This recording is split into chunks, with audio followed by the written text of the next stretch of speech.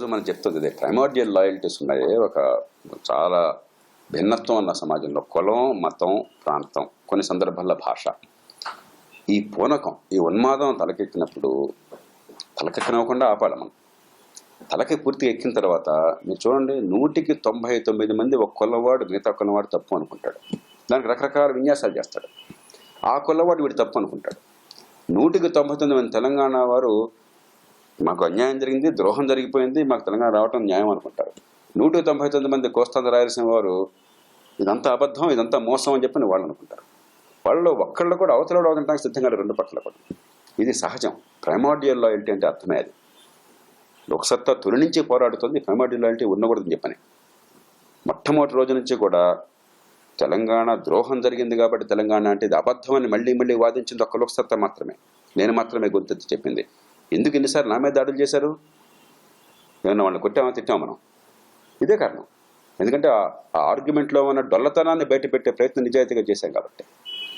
కానీ మరి వీళ్ళంతా కూడా ఓట్లు వేసే పార్టీలు ఉన్నాయి, వాళ్ళందరూ ఏం చేశారు?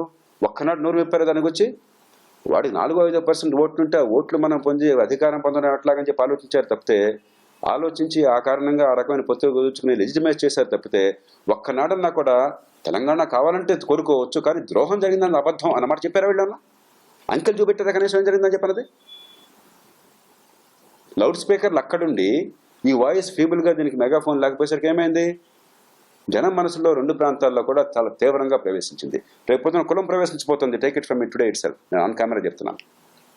ఇది ఒకవేళ సద్దుమడిగింది, ఇక ప్రాంతాలు గొడవ అయిపోయింది, రాష్ట్రాలు వచ్చాయనుకుంటే రేపు పొద్దున మొట్టమొదటి రాబోయేదేమో రాయలసీమ, కోస్తాంధ్ర, రాజధానితో మొదలవుతుంది. ముందు ఉప ప్రాంతాలు మళ్ళీ తగ్గుతాయి, దాంతో ఆగదు. అప్పుడు అది కూడా సర్దుబాటు చేసినట్టయితే కులం ప్రవేశిస్తుంది. ఈ కులం రిజర్వేషన్ ఉండాలా వద్దా అని చెప్పి మళ్ళీ రిజర్వేషన్ ఉండాలని చెప్పంటే ఆ కులం వాడంతా దానికోసం ఉద్యమం చేస్తాడు.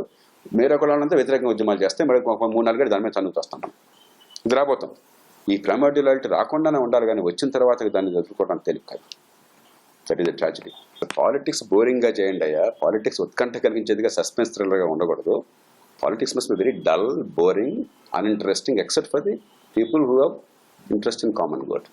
మనం పాలిటిక్స్ని ఐబాల్స్ కోసం చేస్తే ఎట్లాగా?